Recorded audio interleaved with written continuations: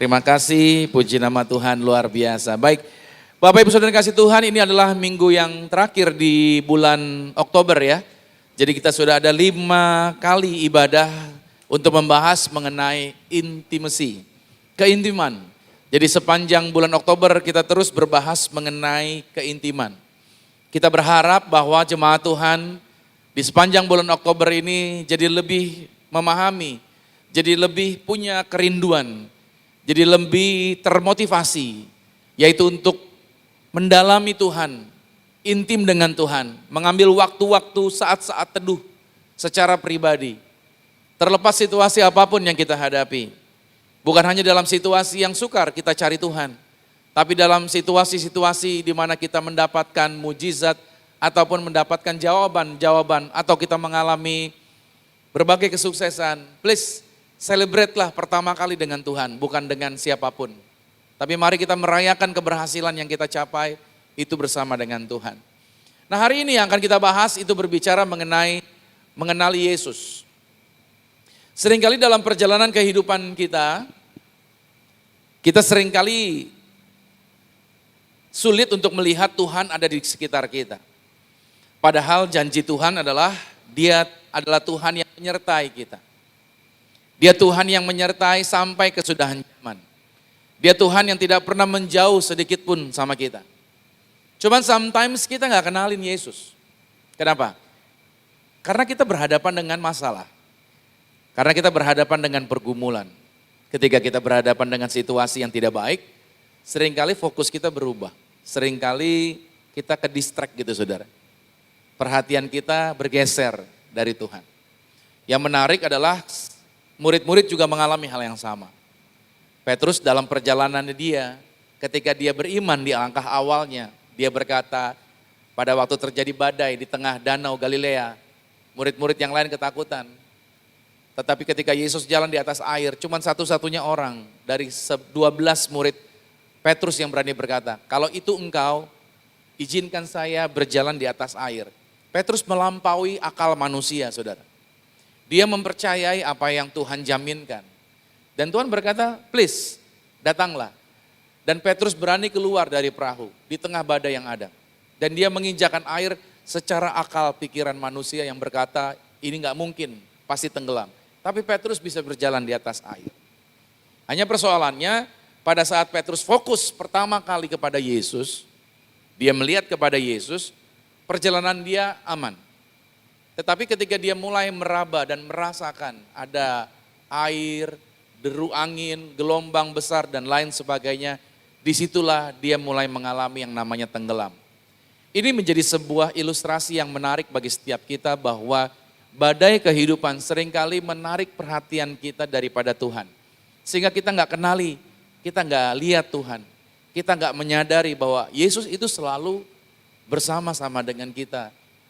Bukan hanya dalam situasi-situasi baik, tapi dalam situasi-situasi yang tersulit sekalipun, dia tetap Tuhan yang menyertai kita. Amin. Bahkan dalam cerita Petrus berjalan di atas air, itu adalah kondisi cuaca paling gelap. Justru dalam situasi yang paling gelap, Tuhan hadir di dalam kehidupan kita. Nah, coba kita lihat dulu di dalam Lukas pada pasal 24. Ini saudara nanti baca di rumah dari ayat 13 sampai ayat 35. Saya ambil dari ayatnya yang ke-15 dan ayat yang ke-16 dulu. Dikatakan begini, ketika mereka sedang bercakap-cakap dan bertukar pikiran, ini murid-murid Yesus, datanglah Yesus sendiri mendekati mereka, lalu berjalan bersama-sama dengan mereka. Tetapi ada sesuatu yang menghalangi mata mereka, sehingga mereka tidak dapat mengenali Yesus. Lalu kita lompat pada ayat 30-nya. Waktu Yesus duduk makan dengan mereka, Yesus mengambil roti, mengucap berkat, lalu memecah-mecahkannya dan memberikannya kepada mereka. Ayat 31-nya, ketika itu terbukalah mata mereka dan mereka pun mengenali Yesus. Tetapi ia lenyap dari tengah-tengah mereka. Kalau dilihat dari sudut pandang 2 murid yang sedang berjalan bersama Kristus yang telah bangkit, yang dalam perjalanan menuju ke Emmaus, bacaan yang kita baca hari ini memberikan sebuah perumpamaan kisah yang terindah. Karena Lukas dalam menceritakannya begitu terperinci mengenai pengalaman kedua murid ini yang mewakili kita semua sebagai pengikut Yesus. Kisah ini menggambarkan adalah mungkin untuk melihat tapi nggak paham. Adalah mungkin bisa memandang tapi tidak mengenali. Memiliki Kristus Yesus yang telah menjaminkan kemenangan, dapat berjalan bersama-sama, tapi kita nggak sadar bahwa dia ada di samping kita. Kita percaya kuasa Tuhan, kita percaya mujizat Tuhan, tapi ini yang terjadi kita nggak kenalin. Dan kita nggak sadarin bahwa kuasa itu ada bersama dengan kita. Ini yang dilakukan oleh iblis. Iblis berusaha mengalihkan pandangan kita daripada Tuhan. Makanya segala persoalan yang sedang kita hadapi itu adalah bagian daripada rencananya setan. Untuk menyerang setiap kita. Supaya solusi yang kita pikirkan bukanlah jalan keluar yang Tuhan sediakan. Betul ya? Makanya kenapa kita bulan Oktober ini belajar mengenai keintiman. Karena begitu kita belajar keintiman, kita akan memaksa diri kita, gitu loh. Kita memaksa jiwa kita, istilahnya seperti itu ya. Untuk tekun, untuk tunduk, untuk percaya bahwa satu-satunya jalan keluar atas setiap hal yang sedang kita hadapi, itu cuman datangnya dari Tuhan. Karena saya jumpai banyak orang Kristen, tadi saya katakan sadar bahwa memiliki jaminan kesembuhan di dalam Yesus, tapi hidupnya sakit-sakitan. Banyak orang Kristen sadar bahwa di dalam Yesus ada kuasa dalam segala kelimpahan, tapi pada kenyataannya hidup dalam kelaparan. Memiliki jaminan dan percaya bahwa Tuhan menyertai, ayatnya banyak mengatakan itu. Tetapi dalam perjalanannya selalu dirundung dengan berbagai kecemasan dan ketakutan. Halo? Apakah ini familiar di dalam kehidupan kita? Seringkali kita mengalami situasi seperti ini. Catat baik bahwa iblis itu adalah ular tua yang usianya lebih tua dari bumi ini. Jadi jangan pernah kita menyepelekan iblis. Jangan pernah kita menyepelekan si jahat ini. Karena dia sudah paham. Dia tahu bagaimana caranya memperdayai manusia. Itu sebabnya saudara kalau kita membaca kitab Raja-Raja, di sana terbukti sewaktu ada masalah, cenderung umat Tuhan cari Tuhan. Tapi perhatiin deh, pada waktu situasinya tenang, pada waktu situasinya aman, pada waktu situasinya baik-baik saja, malahan mereka terpuruk, malahan mereka menjauh daripada Tuhan. Itu yang seringkali terjadi. Itu sebabnya saudara yang kasih Tuhan, bukan berarti masalah itu dibuat oleh Tuhan agar kita dekat sama Tuhan. Bukan. Saudara harus garis bawah ini. Masalah, persoalan, pergumulan itu terjadi, itu bukan karena Tuhan. Tetapi karena ada pertempuran antara kerajaan Allah dengan kerajaan setan. Oke? Jadi masalah terjadi karena apa? Adanya pertempuran antara kerajaan Allah sama kerajaan iblis. Sehingga masalah itu ada di dalam dunia ini. Tapi Tuhan berkata jangan takut, aku sudah mengalahkan dunia ini. Yesus mengatakan dia sudah mengalahkan dunia ini. Jadi ketika kita berhadapan dengan masalah di dalam dunia ini, yang perlu Anda dan saya ingat adalah kita orang-orang yang sudah dijaminkan untuk terus maju. Terus maju, kamu pasti menang. Karena Yesus sudah mengalahkan. Jadi jangan pernah berpikir bahwa masalah itu datangnya dari Tuhan. Tuhan gak pernah mencobai. Amin dulu nih. Tuhan gak pernah mencobai. Dia Tuhan memberikan jalan keluar. Yang Tuhan mau adalah bahwa Anda dan saya tetap lihat firman-Nya. Apa yang dia firmankan. Itu yang akan membuat kita keluar dari masalah kita. Jujur saja. Tidak ada seorang manusia pun yang mampu lolos dari jebakan iblis. Gak ada manusia yang bisa lolos dari jebakan iblis. Kalau dia mau melakukannya dengan kekuatannya sendiri. Gak ada orang yang bisa. Cuman Tuhan sendiri yang bisa menolong kita. Itu sebabnya dibutuhkan kuasa Tuhan. Untuk kita bisa menang atas tipuan iblis. Berarti kita tidak bisa hidup berjalan sendiri. That's why kita perlu intim dengan Tuhan. Amin. Itulah sebabnya cerita tentang kedua murid Yesus ini. Itu didasari oleh dua situasi. Pertama, mereka tidak mengenali Yesus yang menghampiri mereka, berjalan bersama dengan mereka. Karena tadi ayat yang ke-16 tadi kita dapat melihat di ayat 16 itu coba dikatakan tetapi ada sesuatu yang apa? Menghalangi mata mereka. Lalu yang kedua di mana ketika akhirnya mata mereka terbuka, lihat pada ayat 31-nya, mata mereka akhirnya terbuka dan mereka bisa mengenali Dia. Makanya saudara, murid-murid dalam kondisi patah hati. Orang-orang yang patah hati, catat nih ya, orang-orang yang sedih hatinya, itu situasi yang sebenarnya akan memberikan dua respon yang berbeda. Makanya orang-orang yang patah hati, orang-orang yang sedih hati, saudara harus pahami baik-baik. Ini akan memberikan dampak, yaitu dapat membuat, yang pertama dapat membuat orang itu drop, and then menyerah. Itu saya beri gambaran, itu namanya sisi gelap. Atau sebaliknya, kesedihan ataupun situasi yang pahit tadi, itu justru membuka jalan kepada sukacita dan kegembiraan. Atau saya sebut dengan sisi terang. Jadi kalau saudara berhadapan dengan situasi dan Anda drop, berarti Anda masuk dalam sisi gelap. Tapi pada waktu Anda berhadapan dengan situasi dan Anda terus maju dan meyakini kemenangan akan Anda raih, berarti Anda masuk dalam yang namanya sisi terang. Saya berdoa buat semua yang hadir hari ini, kita semua ada di dalam sisi terang. Bilang amin dulu nih. Oke. Nah, sebelum saya membahas tentang sisi terang ini, kita bahas dulu dari sisi gelapnya. Mari lihat dulu sebentar dikatakan, tetapi ada sesuatu yang dikatakan menghalangi mata mereka. Ada sesuatu yang menghalangi mata mereka. Coba kita bayangkan begini saudara, ada Tuhan jalan di samping mereka, tapi mereka nggak sadar.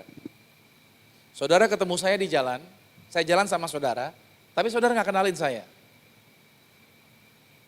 Kira-kira masuk akal nggak? Oke lah, ini murid-murid loh, yang tinggalnya bersama dengan Yesus. Bersama-sama dengan Yesus. Tapi begitu Yesus hampiri mereka, kok mereka bisa nggak kenali? Nah sederhananya, para murid ini sedang menghadapi sebuah kenyataan terbesar dalam kehidupan mereka. Kenyataannya bahwa Tuhannya mereka mati, yang mereka agung-agungkan. Dan mereka nggak paham bahwa Kristus telah bangkit dari kematian.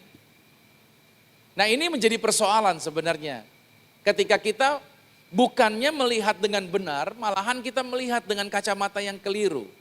Makanya murid-murid kalau kita melihat mereka, loh kok mereka bisa nggak kenalin Yesus? Bukankah suatu hal yang menyedihkan bahwa seringkali mata hati kita sendiri juga sering redup atas ketidakpercayaan kita, sehingga kita seringkali kita tidak menyadari kehadiran Tuhan. Gara-gara apa? Gara-gara situasi masalah yang sedang kita hadapi. Nah saya akan bawa saudara untuk melihat dari apa yang terjadi atas para murid ini sebagai fakta yang perlu kita lihat. Pernyataan di dalam ayat ini, bahwa ada sesuatu yang menghalangi mata mereka, itu bukan berarti secara fisik mata mereka salah atau mata mereka ada gangguan penglihatan, itu bukan. Itu bukan berarti juga bahwa Tuhan sedang membutakan mata mereka, itu bukan. Tetapi kegagalan mereka dalam mengenali Tuhan, itu karena penilaian yang mereka buat sendiri. Nah fakta yang dapat kita pelajari dari situasi murid-murid ini yang pertama, ini dia, coba cocok gak sama kita? Mereka sibuk memikirkan hal-hal yang di luar Yesus. Pada waktu kita berhadapan dengan situasi masalah kita, apakah kita sering kali seperti ini? Kita sibuk memikirkan situasi yang di luar Yesus. Mereka adalah korban. Kalau saya jujur katakan mereka adalah korban. Korban dari apa? Korban dari kesibukan mereka. Dengan memikirkan hal-hal yang menurut mereka mau mereka pikirkan. Jelas sekali bahwa mereka tidak berharap untuk melihat Yesus. Mereka tidak berharap untuk melihat Yesus karena mereka terlalu hanyut dalam kesedihan, dalam kekecewaan. Hidup ini kita akan berhadapan dengan tantangan yang membuat kita kecewa. Karena segala sesuatunya tidak selalu terjadi seperti ekspektasi kita. Dalam hal apapun, Anda bekerja, Anda punya ekspektasi dan belum tentu tercapai. Seperti yang Anda harapkan. Anda membangun bisnis, belum tentu terjadi. Seperti apa yang sudah Anda rencanakan. Dalam membangun hubungan dengan seseorang, belum tentu juga terjadi seperti apa yang Anda inginkan. Dan seringkali itu menimbulkan yang namanya kesedihan. Makanya dalam Lukas 24 pada ayat yang ke-14 dikatakan begini. Dan mereka bercakap-cakap tentang segala sesuatu yang telah terjadi. Lihat, dari teks ayat ini mereka sibuk tapi bukan memikirkan tentang Yesus. Berapa banyak situasi yang kita hadapi tapi kita sibuk mikirin hal-hal yang di luar Yesus. Iblis senang menarik perhatian saudara untuk saudara tidak mikirkan Yesus. Padahal Filipi pada pasal 4 pada ayat yang ke-7, ayat yang ke-8 berkata damai sejahtera Allah yang melampaui segala akal akan memelihara hati dan pikiranmu dalam Kristus Yesus. Malahan kita diarahkan pada ayat yang ke-8, jadi akhirnya saudara-saudara hanya ini yang boleh kita pikirkan. Semua yang benar, semua yang mulia, semua yang adil, semua yang suci, semua yang manis, semua yang sedap didengar, semua yang disebut kebajikan dan patut dipuji, pikirkanlah semuanya itu. Kita cenderung memikirkan kenapa ya kok orang itu berbuat seperti itu ya gitu. Kita mikirin hal-hal yang di luar apa yang Tuhan katakan di dalam ayat yang ke-8. Saudara, Anda yang berkuasa atas pikiran saudara, saudara yang harus menjagai pikiran Anda. Ketika Anda menarik pikiran Anda kepada hal-hal yang di luar Yesus, itu akan membuat Anda semakin drop. Ketika Anda pikirin terus kata dokter, dokter memvonis Anda, ya saya tidak berseberangan dengan dokter sekolah dan dia sudah ada panduannya. Tetapi saya mau katakan sama saudara bahwa kita punya Yesus yang telah korbankan dirinya 2000 tahun yang lalu. Dan dia berkata bahwa oleh bilur-bilurnya Anda dan saya semua telah disembuhkan. Seharusnya kita mempercayai apa yang firman Tuhan katakan, seharusnya kita pegang apa yang firman Tuhan katakan, dan seharusnya kita mempercayai itu yang terjadi bagi hidup kita. Jadi fakta ini menjadi fakta yang menarik. Seringkali pikiran kita tidak memikirkan tentang Yesus pada waktu kita berhadapan dengan situasi.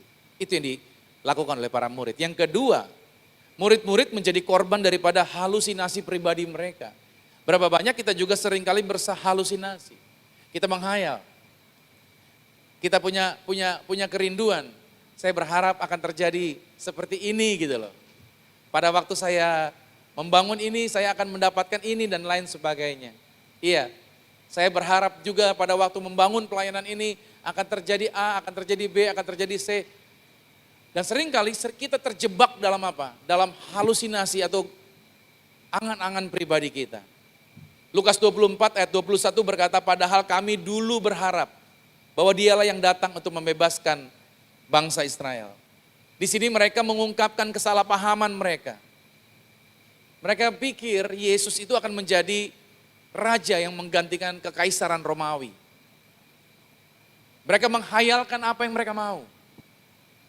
Makanya kenapa tadi di ayat Filipi pasal yang keempat tadi mengatakan hanya ini yang boleh dipikirkan. Agar apa? Agar pikiran kita tidak kemana-mana.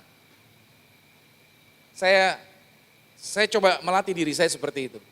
Makanya kalau saya ketemu orang atau mau ketemu siapapun, saya tidak coba mereka-reka.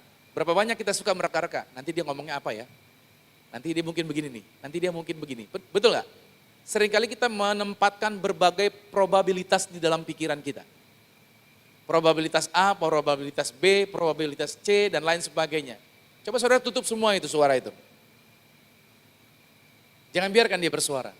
Biarkan suara Tuhan yang saudara pikirkan. Bilang amin dulu nih.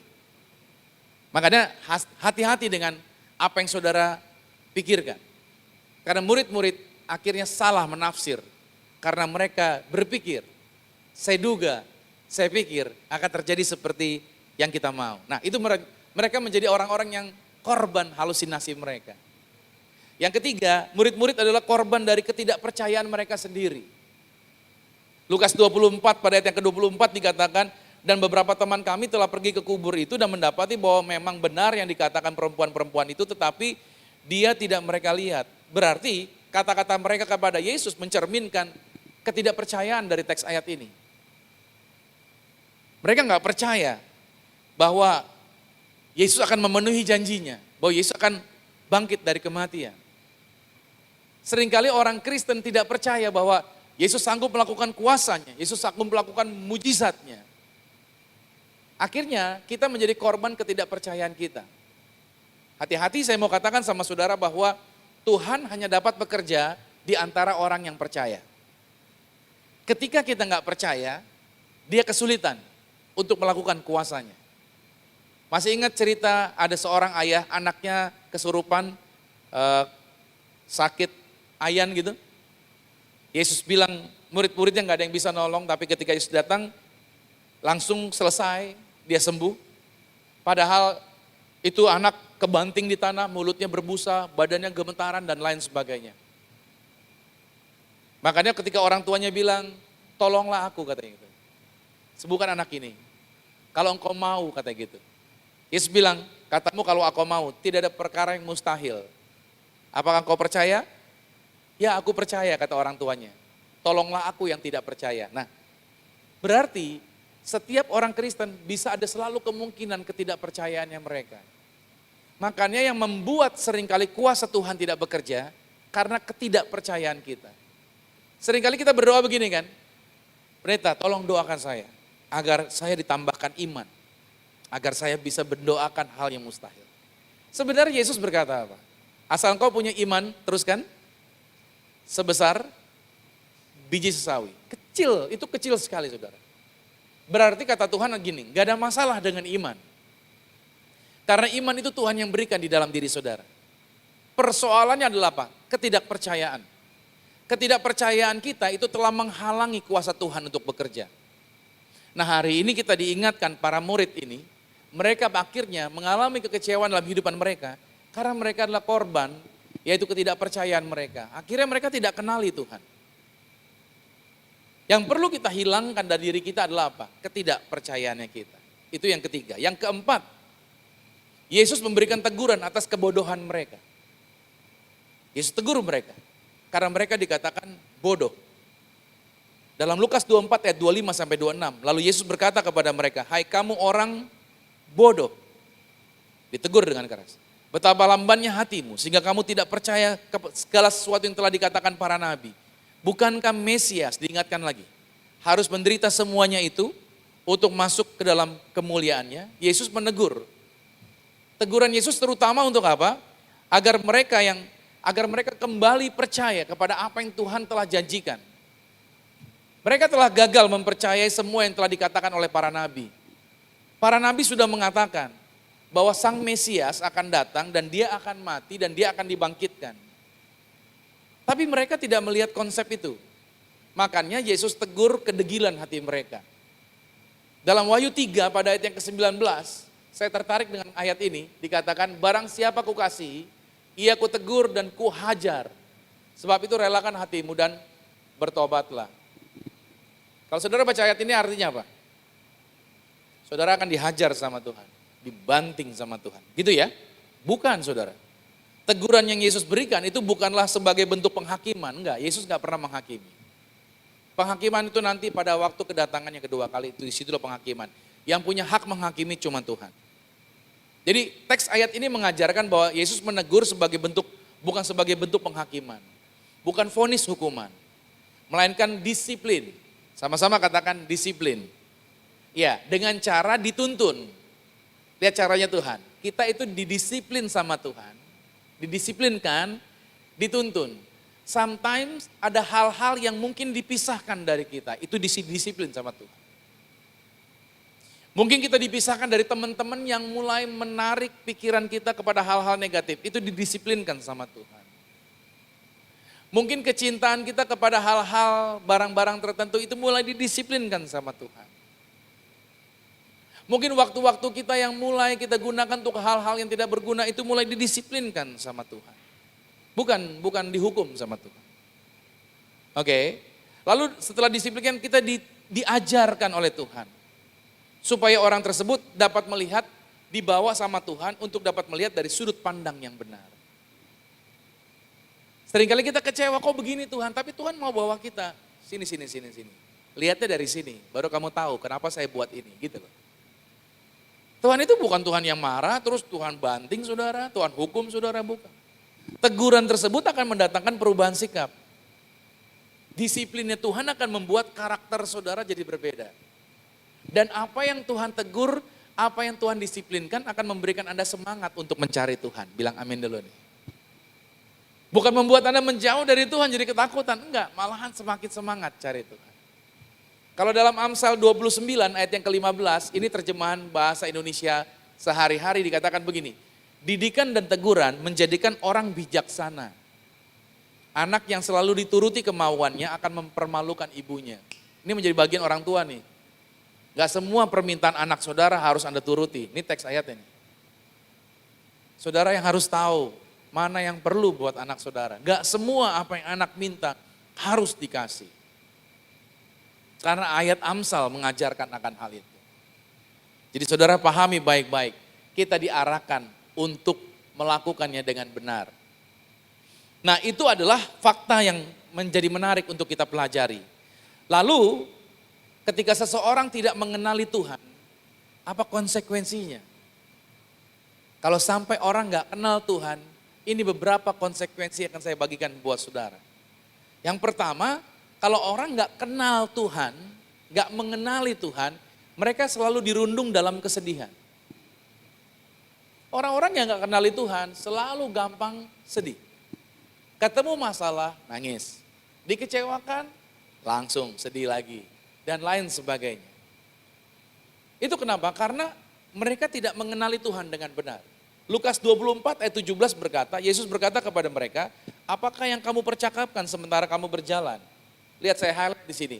Maka berhentilah mereka dengan muka muram. Orang-orang yang gak kenal Tuhan, gak mengenali Yesus berjalan bersama dengan mereka, mereka selalu akan hidup di dalam kesedihan. Kesedihan menguasai hati mereka. Makanya ketika Yesus tanya, apa yang sementara kalian cakapkan dalam perjalanan ini? Yesus tanya sama mereka. Tapi mereka gak bisa mengenali Yesus. Dan ketika ditanya itu, wajah mereka muram. Makanya saudara yang kasih Tuhan, harus Anda pahami.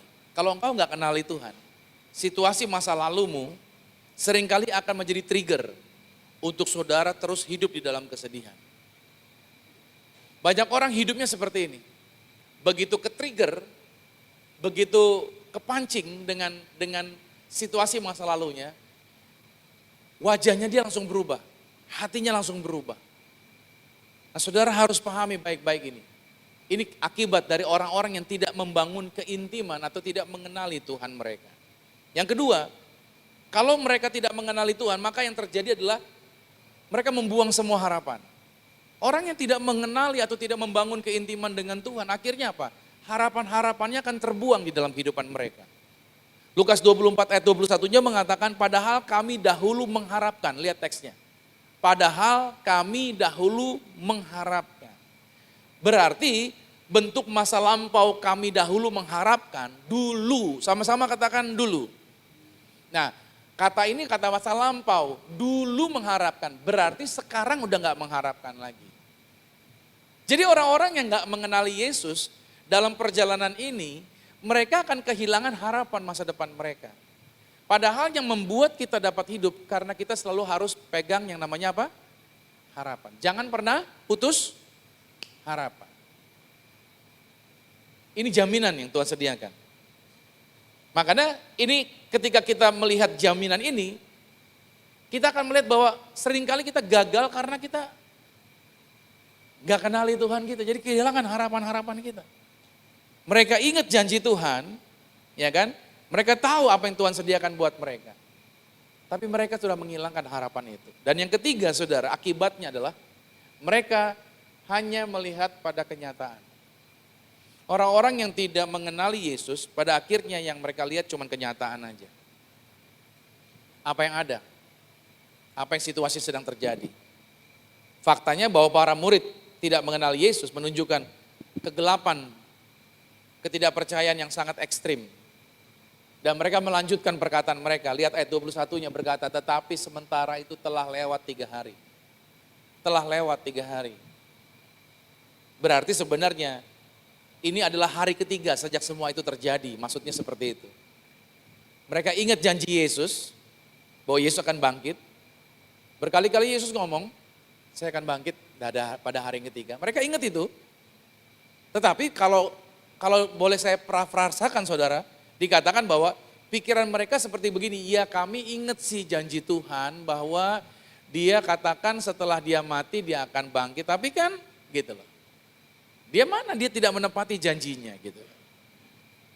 Seringkali orang Kristen, ya kami percaya Tuhan berkuasa, tapi kan gitu. Benar gak?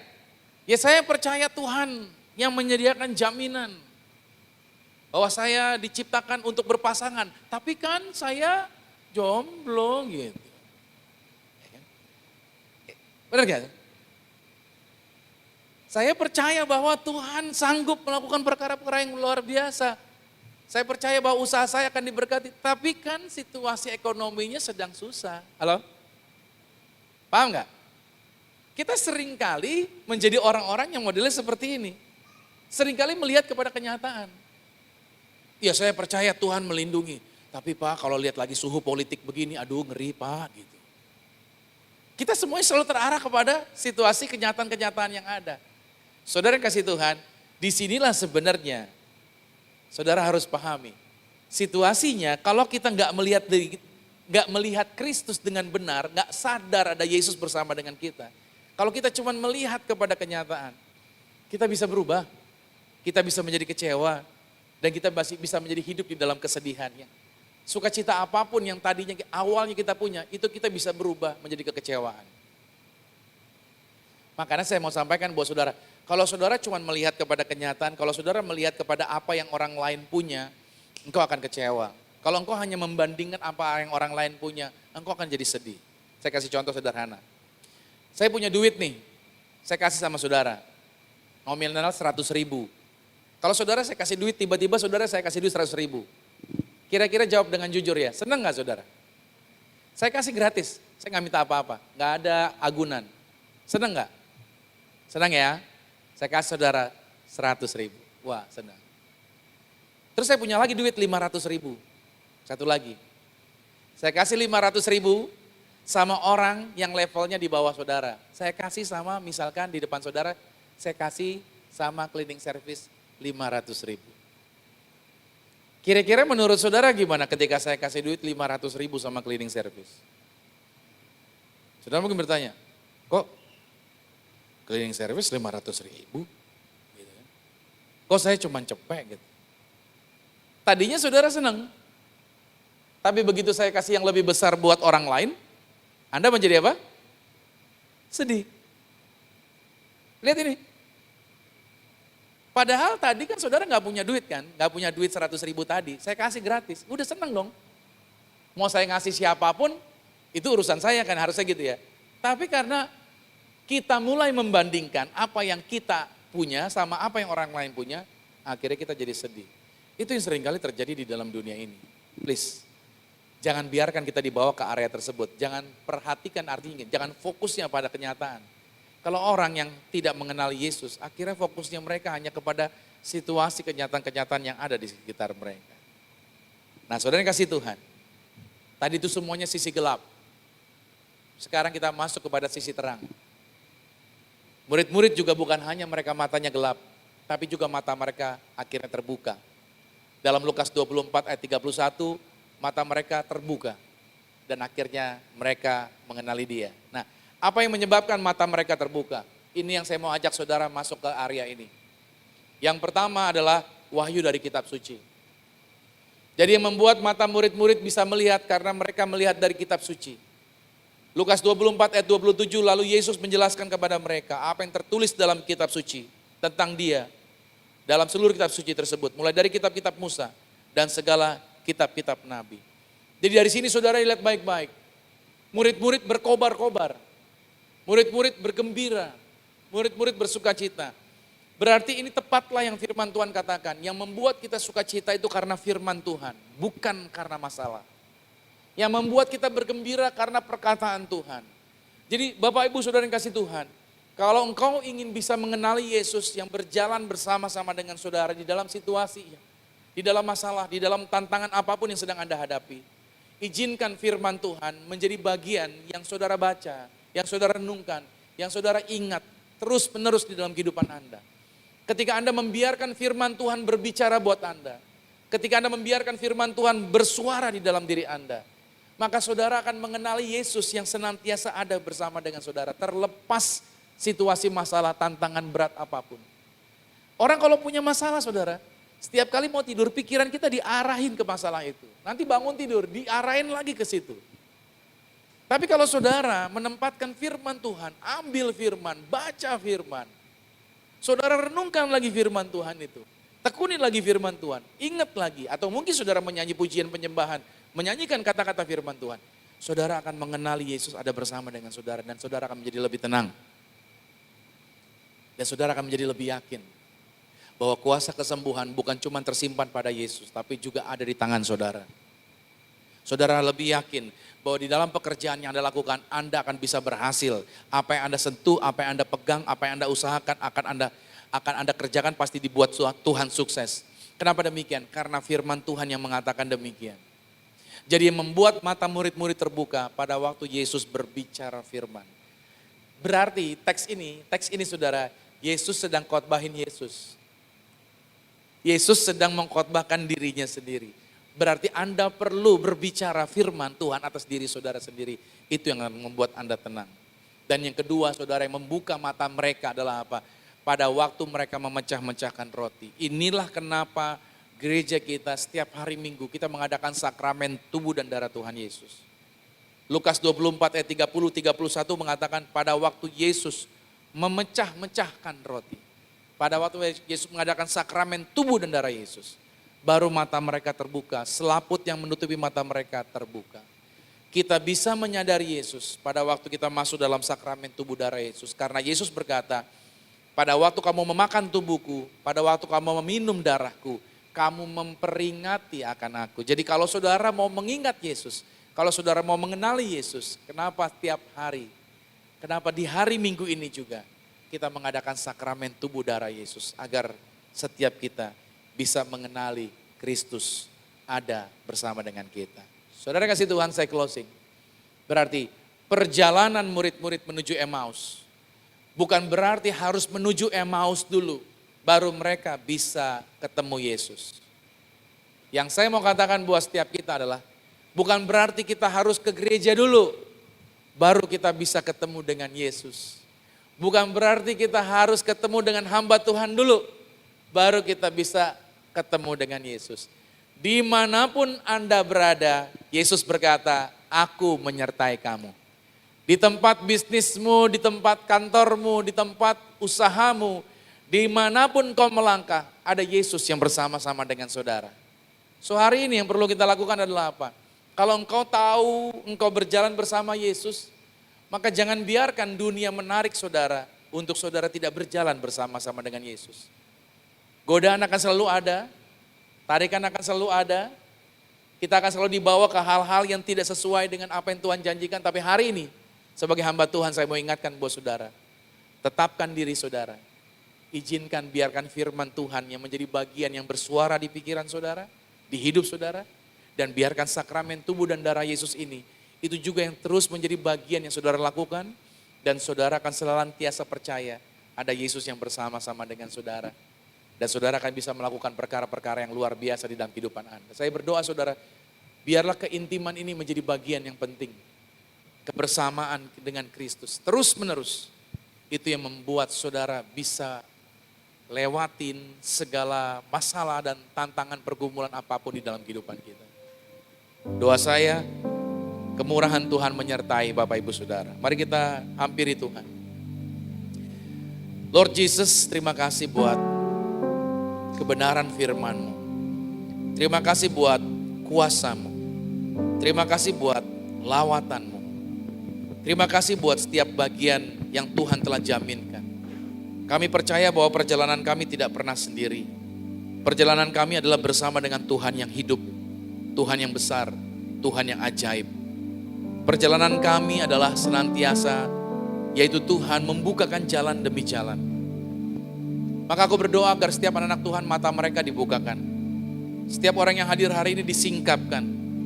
Agar setiap kami bisa melihat setiap rencana Tuhan itu baik bagi hidup kami. Tidak ada rencana yang jahat. Tidak ada rencana yang buruk. Tidak ada rencana yang membawa kepada kecelakaan. Tapi rencana Tuhan memberikan masa depan yang penuh harapan. Terlepas situasi apapun yang sedang dihadapi oleh anak-anak Tuhan di tempat ini. Hamba berdoa dalam nama Tuhan Yesus. Mereka semua kuat. Mereka semua percaya akan jaminan yang Tuhan sediakan. Terima kasih Tuhan Yesus. Maka biarlah di pagi hari ini kami bawa hati kami bawa hidup kami persembahkan semuanya bagi Tuhan. Dan kami tidak mengizinkan yang lain berjalan bersama kami. Kami hanya mengizinkan Tuhan, yaitu Yesus Kristus, yang senantiasa hidup bersama dengan kami, yang menuntun kami, membawa ke air yang tenang, menunjukkan jalan-jalan yang luar biasa. Terpuji-pujilah nama Tuhan, dalam nama Yesus Kristus. Kita semua yang diberkati. Sama-sama kita katakan, amin. Kita beri tepuk tangan yang meriah bagi Tuhan. Terpujilah nama Tuhan. Boleh kita sekali lagi berikan tepuk tangan buat Tuhan. Thank you buat Pastor Rom yang telah menyampaikan kebenaran firman Tuhan. Kita sama-sama belajar Bapak Ibu Saudara dari murid-murid, agar kita tidak menjadi korban dari ketakutan-ketakutan kita atau pemikiran-pemikiran kita sendiri, tetapi kita melangkah, kita semakin mengenali Yesus. Amin. Beberapa pengumuman Saudara. Yang pertama, tadi kalau kita belajar melihat dari murid-murid ya Saudara ya, murid-murid itu selalu Yesus arahkan untuk mereka tuh bersama-sama gitu.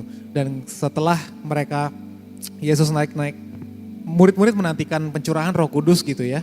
Mereka bersama-sama naik ke ruangan atas. Artinya tidak bisa kita bertumbuh di dalam kesendirian Saudara. Maka dari itu bergabung di dalam iConnect. Kami mengundang Bapak Ibu Saudara, mengajak dan menghimbau Bapak Ibu Saudara untuk boleh bergabung di dalam iConnect. iConnect ini merupakan komsel atau care group di mana kita bisa bersama-sama di dalam kelompok-kelompok kecil, bisa saling sharing, saling bertukar pikiran, bisa saling ngobrol, bahkan saling curhat, tapi yang gak bisa adalah gosipin orang lain ya. Nah, jadi sama-sama kita bertumbuh di dalam wadah di mana kita sama-sama berpusat di dalam kebenaran firman Tuhan, berlandaskan kebenaran firman Tuhan. Dan kemudian yang kedua, saya menginformasikan bahwa kami mengadakan ibadah child dedication atau penyerahan anak yang akan diadakan di hari Minggu tanggal 5 November, yaitu minggu depan Saudara ya, di ibadah Zion Church of Christ di sesi yang ketiga, yaitu di jam 11 pagi. Jadi untuk Bapak Ibu Saudara, teman-teman semua yang punya anak, yang mau untuk didoakan dan diserahkan anaknya, boleh silakan hadir di dalam ibadah child dedication. Namun untuk informasi selengkapnya nanti akan boleh ditanyakan kepada volunteer kami yang ada di bagian guest service di connection area setelah ibadah selesai. Kemudian kami juga menginformasikan untuk premarital, bahwa di gereja kami akan mengadakan premarital class ini. Dan sedikit informasi Saudara bahwa premarital class ini atau kelas pranikah dapat diikuti oleh calon-calon pasangan yang belum menentukan tanggal pernikahan. Jadi jangan tentukan tanggal dulu, tapi ikut kelasnya dulu untuk lebih dalam lagi kita saling mengenal pasangan kita gitu ya. Atau paling tidak kalau sudah punya tanggal, tidak di bawah 6 bulan gitu ya. Jadi di atas 6 bulan ke depan di tahun 2024. Jadi silakan mendaftarkan diri, karena pernikahan ini merupakan momen atau satu hal yang terbesar gitu ya, bisa kita bilang dalam kehidupan kita. Jadi jangan main-main, kita benar-benar mempersiapkan yang terbaik untuk pernikahan kita.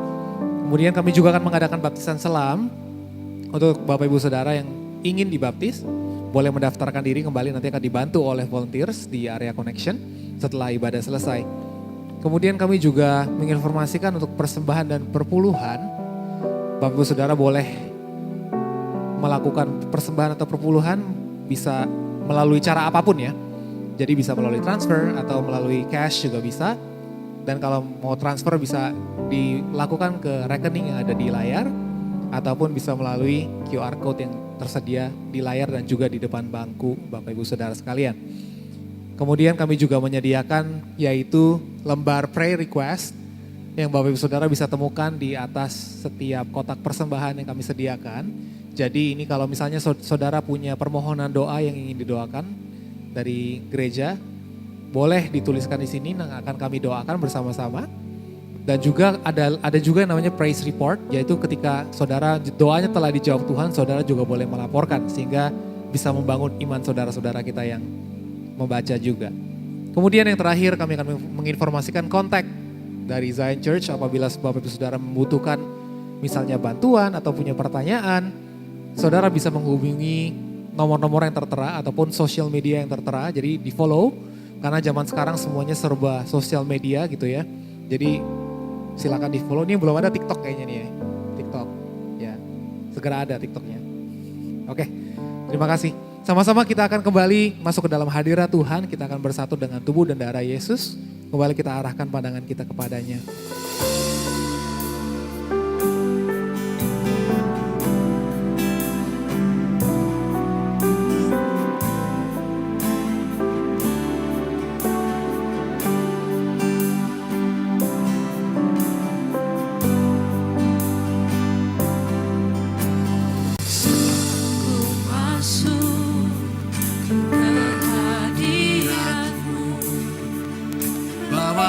persembahan ke tempat kudusku.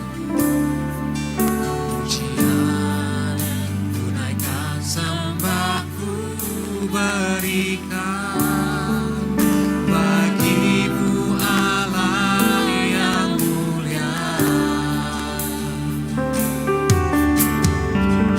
Layakanku akan dirimu, melihat tata kemuliaan-Mu Tuhan.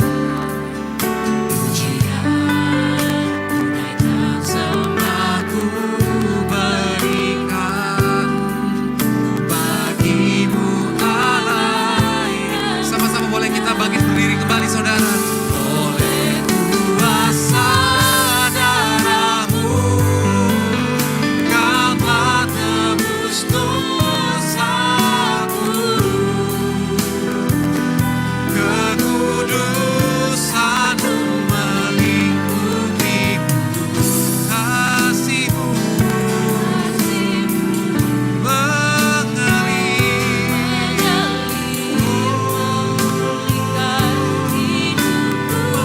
memulihkanku. Anugerah-Mu Kau selamatkan hidupku. Ku menjadi ciptaan yang baru oleh kuasa darah-Mu. Janji firman Tuhan adalah serahkan hidupmu kepada Tuhan dan percayalah kepada Dia, maka Tuhan akan bertindak bagi kehidupan Anda dan saya. Maka setiap Anda dan saya yang hadir hari ini yang makan tubuh dan minum darah Kristus, percayalah bahwa setiap jaminan yang Tuhan telah sediakan pasti digenapi bagi setiap kita. Mari kita angkat rotinya di atas kepala kita. Dengan iman ikuti doa saya, katakan dalam nama Tuhan Yesus, inilah roti yang telah turun dari surga. Inilah tubuh Tuhan Yesus Kristus, tubuh yang tergantung di atas kayu salib. Yang pertama, memberikan kami bersama dengan keluarga kehidupan yang kekal di dalam kerajaan sorga. Oleh korban tubuh Kristus, mulai hari ini kami menang atas segala virus, kami menang atas segala penyakit, tidak akan terkapar di meja operasi. Kami dibekali umur yang panjang, tidak akan sakit-sakitan. Dalam nama Tuhan Yesus, inilah roti yang telah turun dari surga. Inilah tubuh Tuhan Yesus Kristus. Mari kita makan.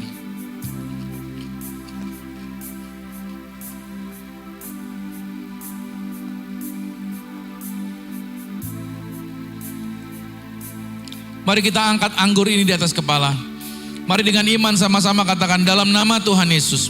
Inilah darah Yesus Kristus, darah yang tercurah, darah yang tertumpah di atas kayu salib sebagai perjanjian yang baru dan yang kekal oleh korban darah Kristus. Maka mulai saat ini bersama keluarga termeterai sebagai warga sorga, punya rumah di bumi, punya rumah di sorga, tidak mengembara, dimanapun berada melangkah, selalu dijagai pasukan malaikat sorgawi.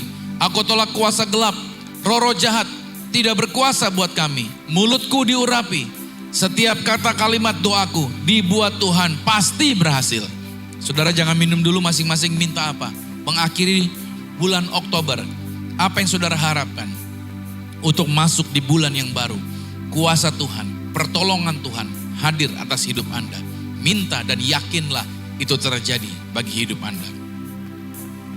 Mari sekali lagi sama-sama katakan dalam nama Tuhan Yesus. Tuhanlah yang mengajar sakramen tubuh darah Yesus. Kuasanya lebih dari roti mana. Bangsa Israel terima roti mana 40 tahun di padang gurun, tidak pernah kelaparan, tinggal makan tidur. Kami yang percaya pada Yesus, tinggal di dalam Yesus, tidak gagal, tidak bangkrut, tidak miskin, tidak kekurangan.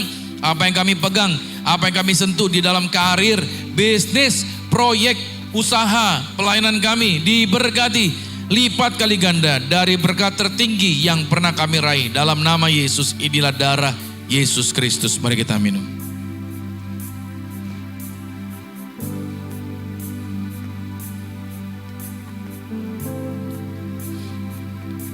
Di tangan kami ada minyak. Tuhan selalu memberikan perintah, kuasa Tuhan bekerja melalui sakramen minyak. Maka siapapun yang sakit hari ini pasti sembuh. Yang terikat kuasa gelap dilepaskan. Bahkan setiap anak-anak Tuhan yang hadir hari ini, mereka bisa mempraktekkan kuasa Tuhan. Karena Tuhan yang memberi perintah para murid mendoakan orang sakit, mengusir setan-setan dengan menggunakan sakramen minyak ini. Maka aku mengangkat dalam nama Tuhan Yesus, inilah minyak urapan. Setiap tetesnya punya kuasa ngusir setan, setiap olesnya punya kuasa menyembuhkan sakit penyakit dalam nama Tuhan Yesus, inilah minyak urapan. Maka aku berdoa dalam nama Tuhan Yesus buat setiap pot, setiap botol ini dalam nama Tuhan Yesus, inilah minyak urapan. Dan mereka pulang bawa kuasa, mujizat Tuhan terjadi atas mereka dalam nama Tuhan Yesus. Tangan-tangan mereka diurapi, kuasa Tuhan, berkat Tuhan, pertolongan Tuhan terjadi bagi setiap mereka. Kami berdoa Tuhan, berkati setiap anak-anak Tuhan yang hadir hari ini. Tangan Tuhan ada bersama dengan mereka. Lepas bulan Oktober, masuk bulan November, mereka diberkati lebih lagi daripada bulan Oktober. Maka aku berdoa, apa yang menjadi target, apa yang menjadi harapan, apa yang menjadi doa kami selama ini, Tuhan pasti sudah genapi. Kami melepaskan kuasa, kami melepaskan mujizat terjadi atas setiap pribadi yang hadir hari ini. Tangan-tangan mereka juga diberkati. Apa yang mereka telah korbankan, persembahan syukur mereka, Tuhan gantikan yang lipat kali ganda, luar biasa diberkati. Orang yang menabur di ladang Tuhan tidak pernah kekeringan, tidak pernah kekurangan, bahkan diberkati dalam segala kelimpahan. Maka kalau sebentar kami akan pulang, kami percaya sebagaimana kami datang dengan berkat, kami pulang bawa berkat. Kami datang dengan mujizat, kami pulang bawa pertolongan Tuhan. Dan kami akan memperkatakan janji Tuhan atas kehidupan kami. Sesuai Amsal 18 ayat 21. Bahwa hidup dan mati dikuasai oleh lidah. Barang siapa yang suka menggemakannya, maka dia akan memakan buahnya. Mari angkat tangannya. Mari perkatakan janji Tuhan bagi hidup kita. Sama-sama katakan, saya diberkati, berkelimpahan, telah ditebus, telah diampuni, dibenarkan, diurapi, disempurnakan, diberi kuasa, hidup dalam kasih karunia, berharga, aman, sehat, penuh kemuliaan, fokus pada Yesus, disiplin, percaya diri, pandai cerdas. Saya diciptakan segambar dan serupa Yesus untuk sama-sama katakan amin. Berikan tepuk tangan yang meriah bagi Tuhan Yesus Kristus. Terima kasih Tuhan, dan saatnya kami akan pulang dan kami akan menerima berkat Tuhan. Diberkatilah engkau dalam usahamu, diberkatilah engkau dalam pekerjaanmu, diberkatilah engkau dalam segala aktivitasmu. Siapapun tinggal dengan engkau pasti diberkati. Keluargamu diberkati, orang tuamu diberkati, saudara-saudarimu diberkati, rumah tanggamu berbahagia. Sekarang pulanglah, terimalah berkat anugerah dari Bapa di surga, cinta kasih di dalam Yesus Kristus, kekuatan penghiburan di dalam kuasa Roh Kudus. Sampai nanti Tuhan datang menjemput Anda dan saya, keluargamu dan keluargaku, kita semuanya sama-sama menjadi warga kerajaan sorga yang percaya. Sama-sama dengan saya katakan amin. Selamat hari Minggu, sampai jumpa minggu depan, sampai jumpa masuk di bulan yang baru. God bless you.